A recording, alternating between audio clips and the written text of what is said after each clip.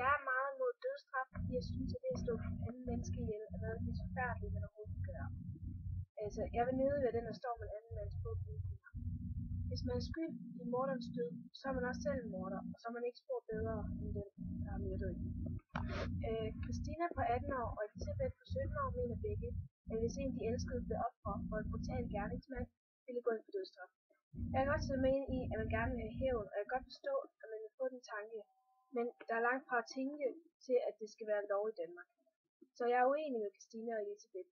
Jeg vil nok også få tanken, men jeg vil aldrig gå ind for det, lige meget hvad. En meget vigtig ting, jeg mener, vi skal huske, er, at Danmark er et kristent land. Hvis der bliver indført dødsdom, vil det stride mod alt, hvad kristendommen står for. Næstekærlighed, tilgivelse og noget. Hvis man idømmer en mand eller kvinde dødsstraf, så giver man heller ikke personen mulighed for at angre og fortryde, hvad han har gjort, og så vil han aldrig opnå frelse eller tilgivelse. Det står klart og tydeligt i de 10 bud, at man ikke må slå ihjel, og det synes jeg ikke, vi skal lave om på. Der er også et rigtig godt eksempel i Det Nye Testamente, hvor der er en fortælling om Jesus, der ser en pige, der skal til at blive stenet. Han træder frem og siger, at den person, der aldrig havde syndet, skulle kaste den første sten. Ingen kunne kaste den første sten, for vi har alle gjort noget, vi ikke har skulle gøre på et tidspunkt i vores liv. Jeg som kristen menneske vil aldrig kunne holde ud at være skyld i en anden persons død. Lige meget hvad personen har gjort, fordi det strider imod alt, hvad jeg tror på.